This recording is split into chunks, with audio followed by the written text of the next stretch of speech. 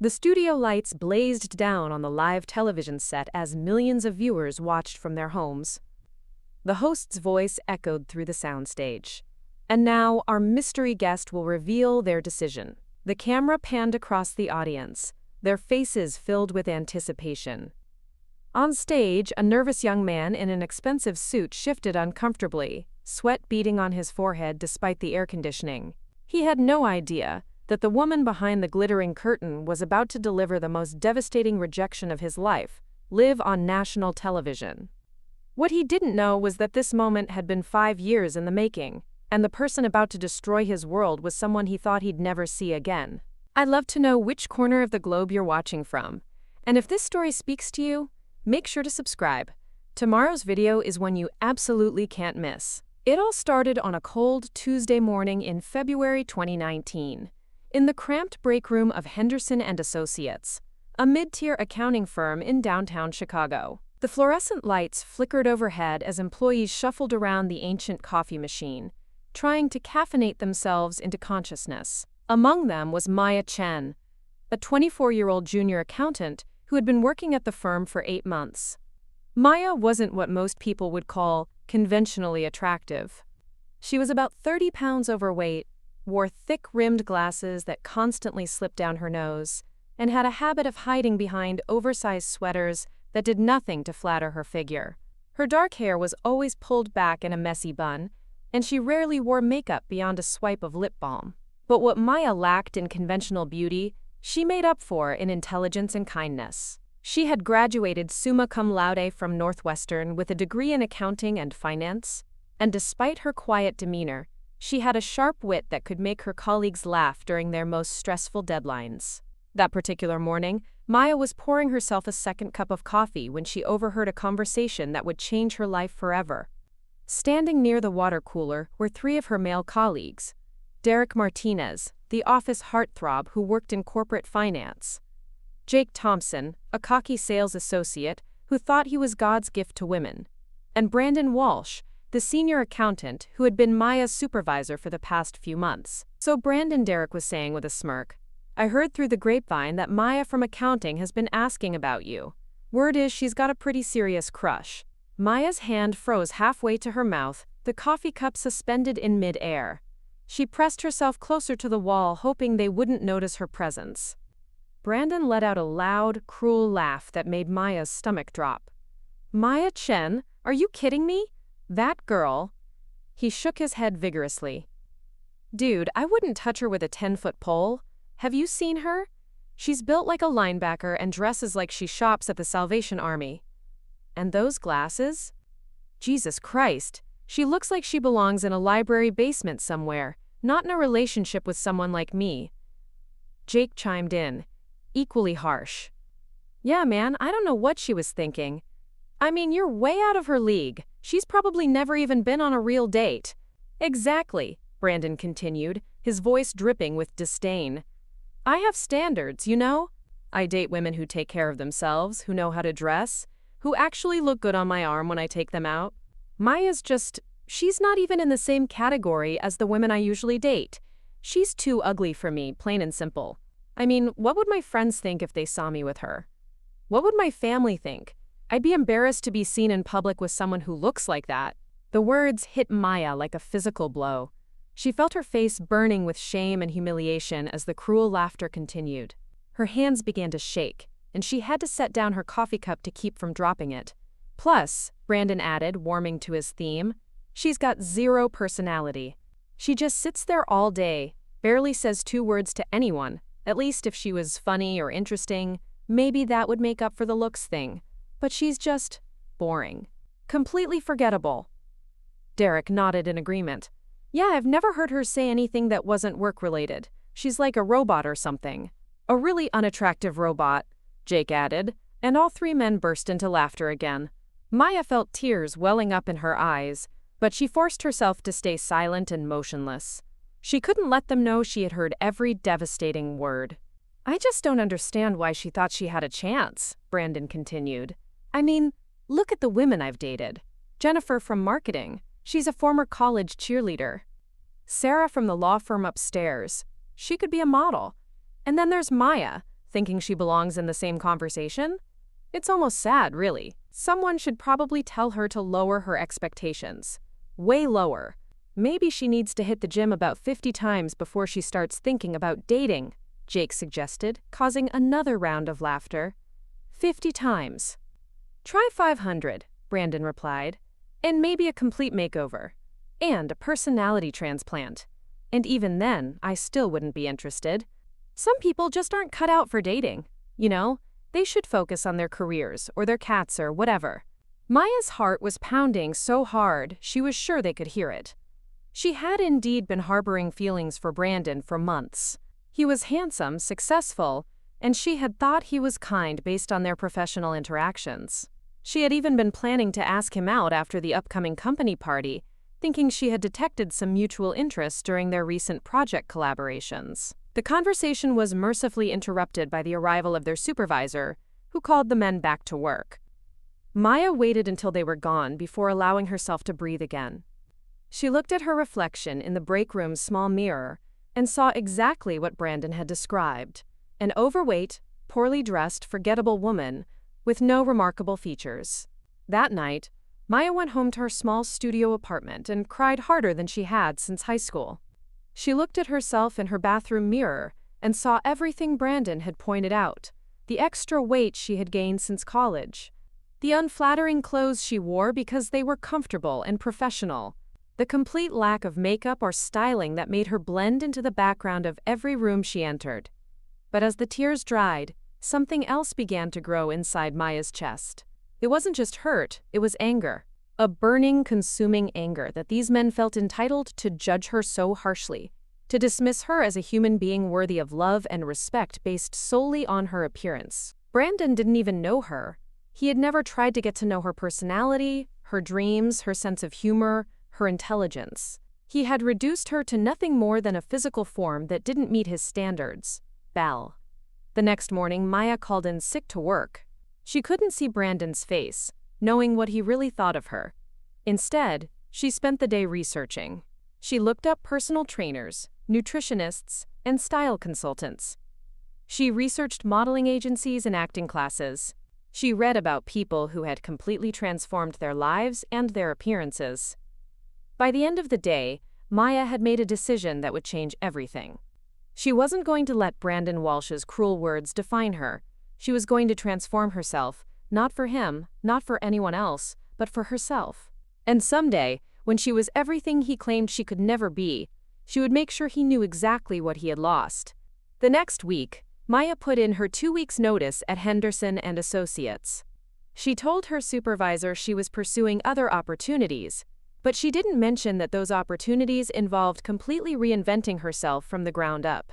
She was going to become the woman Brandon Walsh said she could never be, and then she was going to make him eat every cruel word he had ever said about her. Maya's first stop was a small gym in Lincoln Park called Iron Will Fitness.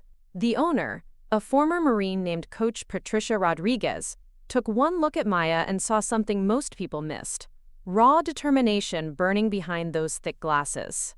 "I want to completely change my body," Maya said during their initial consultation. "I don't care how hard it is or how long it takes. I want to be unrecognizable." Patricia raised an eyebrow. Most people say that, but they quit after 2 weeks when they realize what "completely change" actually means. Are you sure you're ready for this? I've never been more sure of anything in my life. The first month was absolute hell. Maya's body screamed in protest as Patricia put her through brutal workouts that left her crawling to her car afterward. She learned about macronutrients, meal prep, and the difference between being hungry and being bored. Her hands blistered from lifting weights, and she fell asleep every night feeling like she'd been hit by a truck. But she didn't quit. While transforming her body, Maya also enrolled in acting classes at the Chicago Academy of Dramatic Arts. Her instructor, a sharp-tongued woman named Elena Vasquez, was initially skeptical of Maya's potential. "You're too stiff," Elena would say during their first sessions. "You hold yourself like you're apologizing for existing. Acting isn't about hiding, it's about commanding attention." Maya worked with Elena twice a week, learning to project her voice, to move with confidence, to hold eye contact without flinching. She practiced monologues in front of her bathroom mirror, slowly watching her posture straighten and her presence grow stronger. 6 months into her transformation, Maya made her most dramatic change yet. She walked into Salon Luxe, one of Chicago's most exclusive beauty destinations, and sat in the chair of celebrity stylist Marcus Thompson. "I want to look like a completely different person," she told him. Marcus studied her face with the intensity of a sculptor examining marble. "Honey, you've got amazing bone structure hiding under all this bulk. But we're going to have to be surgical about this." The makeover took 8 hours. Marcus bleached her dark hair to a platinum blonde, cut it into a sleek bob that framed her face perfectly, and showed her how to contour her features with makeup that made her cheekbones look like they could cut glass. When he spun her chair around to face the mirror, Maya gasped. The woman staring back at her was a stranger, but a beautiful one. "Now," Marcus said, "we need to talk about your wardrobe. Those baggy sweaters have got to go." Maya's next stop was Michigan Avenue, where she hired personal shopper Sophia Martinez to rebuild her entire wardrobe. Sophia had an eye for what worked and what didn't, and she wasn't shy about expressing her opinions. A lot of love and effort went into bringing this story to life. If you're enjoying it, we'd be so grateful if you'd subscribe to our channel. Now, back to where we left off. "You've been dressing like you're in witness protection," Sophia said bluntly as they rifled through racks at high-end boutiques. "We're going to dress you like the goddess you're becoming." By month 8, Maya had lost 45 pounds and gained significant muscle definition. Her new wardrobe consisted of perfectly tailored blazers, figure-hugging dresses, and shoes that made her legs look like they went on for miles. She had traded her thick glasses for contacts and learned to apply makeup with the precision of a professional artist. But the most important change was happening inside Maya's head. The shy, insecure woman who had once hidden in break rooms was being replaced by someone who walked into rooms and commanded attention. She had learned to speak with authority, to make eye contact that didn't waver, and to carry herself like she owned every space she entered. It was during this time that Maya met Victoria Sterling, a talent agent who specializes in representing models and actors for commercial work. Victoria spotted Maya at a coffee shop in River North and immediately saw potential. "Have you ever considered modeling?" Victoria asked, approaching Maya's table with a business card in hand. "Actually, yes," Maya replied, her voice steady and confident in a way that would have been impossible a year earlier. Victoria signed Maya on the spot and began booking her for small commercial gigs. Maya's first job was a print ad for a local jewelry store, but it opened doors to bigger opportunities. Her striking transformation from ordinary to extraordinary caught the attention of photographers and casting directors throughout the city. Within 6 months of signing with Victoria, Maya had appeared in campaigns for major department stores, walked in Chicago Fashion Week, and been featured in several regional magazines. Her Instagram following grew from 0 to 50,000 almost overnight as people became fascinated by her dramatic before and after story. But Maya wasn't satisfied with local success. She had bigger plans. In month 18 of her transformation, Maya made the decision to move to Los Angeles. She had saved every penny from her modeling work and had built enough of a portfolio to attract the attention of West Coast agencies. Victoria connected her with Amanda Hayes, one of Hollywood's most powerful talent representatives. "You've got something special," Amanda told Maya during their first meeting at a Beverly Hills restaurant. "There's a hunger in your eyes that can't be taught. But LA is a different beast than Chicago. You ready for the big leagues?" "I've been ready for this my whole life," Maya replied. Amanda secured Maya a contract with Elite Model Management, one of the industry's most prestigious agencies. Within weeks, Maya was booking major campaigns for luxury brands. Her face appeared on billboards throughout Los Angeles, and fashion magazines began featuring her in editorial spreads. The transformation was complete, but Maya's plan was just getting started. She had become everything Brandon Walsh had said she could never be. But now came the part she had been planning for 2 years: the revenge. Maya hired a private investigator named David Chen to keep tabs on Brandon's life. She learned that he was still working at Henderson and Associates, still making cruel comments about women's appearances, still thinking he was God's gift to the world. He had gotten engaged to a woman named Ashley Cooper, a pharmaceutical sales representative who fit his exact specifications for acceptable female appearance. But Maya also learned something interesting. Brandon had recently started appearing on a reality dating show called The Perfect Match, where successful men chose between multiple women vying for their attention. The show was filmed live, and millions of viewers tuned in each week to watch the drama unfold. Maya's opportunity had arrived. She reached out to the show's producers through Amanda's connections, proposing herself as a mystery contestant for an upcoming episode.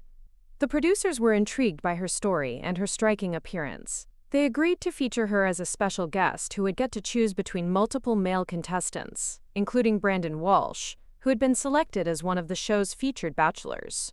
The stage was set for Maya's ultimate revenge. Brandon would be standing on live television, expecting to be chosen by another beautiful woman, having no idea that the woman behind the curtain was the same person he had once called too ugly to date. Maya Chen was about to become Maya Sterling, Supermodel, and the woman who would humiliate Brandon Walsh in front of millions of viewers, just as he had humiliated her in that break room 3 years earlier. The Perfect Match studio in Burbank was buzzing with anticipation on the night of the live finale. Stage lights created a dazzling spectacle as cameras captured every angle of the elaborate set, designed to look like a luxury penthouse. Host Jeremy Collins, a former game show veteran with perfectly styled silver hair, commanded the stage with practiced ease.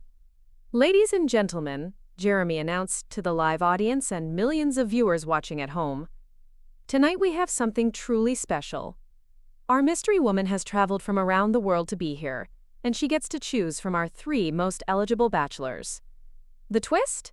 She's already eliminated 2 of them, sight unseen, leaving only 1 man standing." Behind the glittering gold curtain, Maya took deep breaths to calm her racing heart. She wore a stunning emerald green gown that hugged her curves perfectly, her platinum blonde hair styled in Hollywood waves that cascaded over her shoulders. Her makeup was flawless, and diamond earrings caught the light as she prepared for the moment she had been planning for 3 years. On stage, Brandon Walsh stood in his custom-tailored navy suit, adjusting his tie nervously. At 31, he looked exactly the same as he had in that break room, arrogant, entitled, and completely oblivious to what was about to happen. He had been bragging to the other contestants all week about how he was going to win because he was clearly the best choice for any woman with standards. "Brandon," Jeremy said, walking over to him, "you've made it to the final round. How are you feeling?" "Confident," Brandon replied with that same cocky smile Maya remembered. "I mean, I've got everything a successful woman could want. Good looks, great job, nice car, beautiful apartment. I don't see how she could choose anyone else." The audience murmured appreciatively, having no idea what was coming. "Well, let's not keep her waiting," Jeremy announced. "Mystery woman, it's time to reveal yourself and make your choice." The curtain began to rise slowly, and Maya stepped forward into the blazing lights. A collective gasp went up from the audience as they saw her for the first time. She was absolutely stunning, the kind of woman who stops traffic and makes people forget what they were saying mid-sentence. Brandon's jaw dropped. His eyes widened as he took in her appearance, and Maya could see the instant attraction and desire written all over his face. He straightened his shoulders and flashed his most charming smile, clearly thinking he had won the lottery. "Holy," Brandon whispered, just loud enough for the microphones to pick up, causing nervous laughter from the audience. Maya walked across the stage with the confidence of a woman who had graced countless runways and red carpets. Every step was deliberate, every movement calculated for maximum impact. She stopped directly in front of Brandon, close enough that he could smell her expensive perfume. "Brandon Walsh," she said, her voice carrying clearly through the studio. "Do you recognize me?" Brandon's smile faltered slightly. There was something familiar about her voice, but he couldn't place it. No, I don't think we've met, but I definitely remember meeting someone like you." "Are you sure?" Maya asked, tilting her head slightly. "Think back about 3 years. Chicago, Henderson and Associates accounting firm." The color began to drain from Brandon's face as recognition slowly dawned. His mouth opened and closed like a fish out of water. "Maya?" he whispered, his voice barely audible. The audience was completely silent now, sensing the tension but not understanding what was happening. The cameras captured every micro-expression on both their faces. "That's right," Maya said, her voice growing stronger. "Maya Chen. The woman you said was too ugly for you. The woman you said you wouldn't touch with a 10-foot pole. The woman you said was built like a linebacker and dressed like she shopped at the Salvation Army." Brandon's face had gone completely white. He looked like he might faint. "I heard every word you said about me in that break room," Maya continued, her voice carrying to every corner of the studio. "How you told Derek Martinez and Jake Thompson that I wasn't even in the same category as the women you usually date. How you said I was too ugly for you, plain and simple. How you'd be embarrassed to be seen in public with someone who looked like me." The audience was beginning to understand what was happening, and whispers rippled through the crowd. "Maya, I didn't," Brandon stammered. "You didn't do that?" Maya cut him off. "You didn't mean it. You didn't say I had zero personality. You didn't suggest I needed to hit the gym 500 times before I could even think about dating. You didn't say some people just aren't cut out for dating and should focus on their cats instead." Brandon's hands were shaking now. He looked around desperately, as if searching for an escape route that didn't exist. "You reduced me to nothing more than a physical form that didn't meet your standards," Maya continued, her voice rising with controlled anger. "You never bothered to get to know me, to see who I was as a person. You dismissed me as forgettable, boring, unworthy of basic human respect." The cameras were capturing everything in high definition, broadcasting Brandon's humiliation to millions of viewers. Social media was already exploding with reactions, as people began to understand the full scope of what was happening. "So here's what's going to happen," Maya said, stepping back slightly. "You're going to experience exactly what you put me through." Jeremy, could you tell the audience what Brandon said when he heard he was chosen for the final round?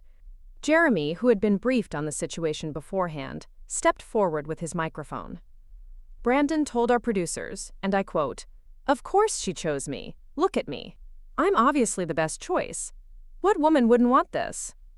The audience gasped, and several people booed loudly.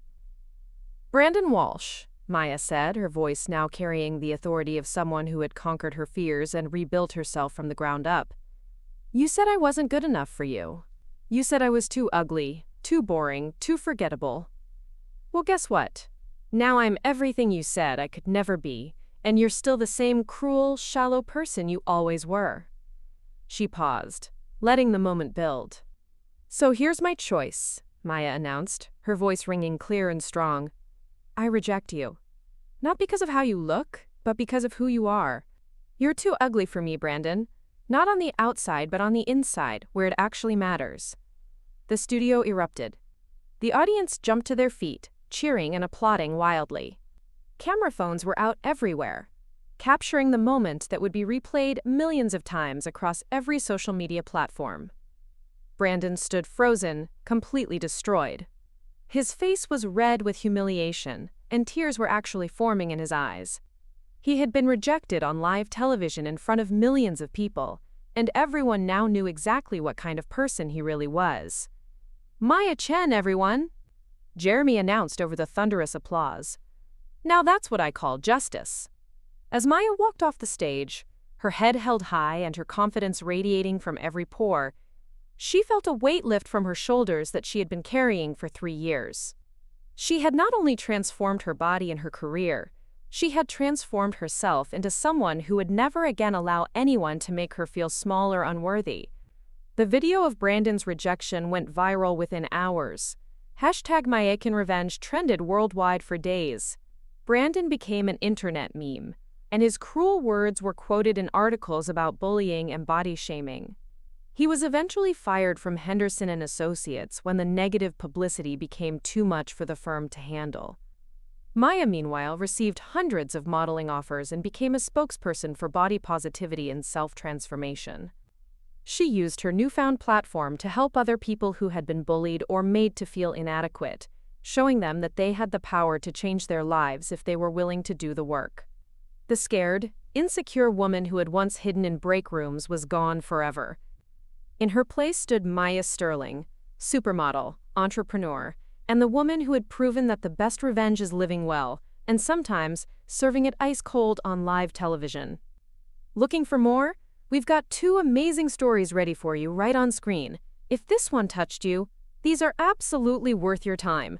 Click to watch them now. And hey, subscribe and hit that bell to never miss our latest uploads.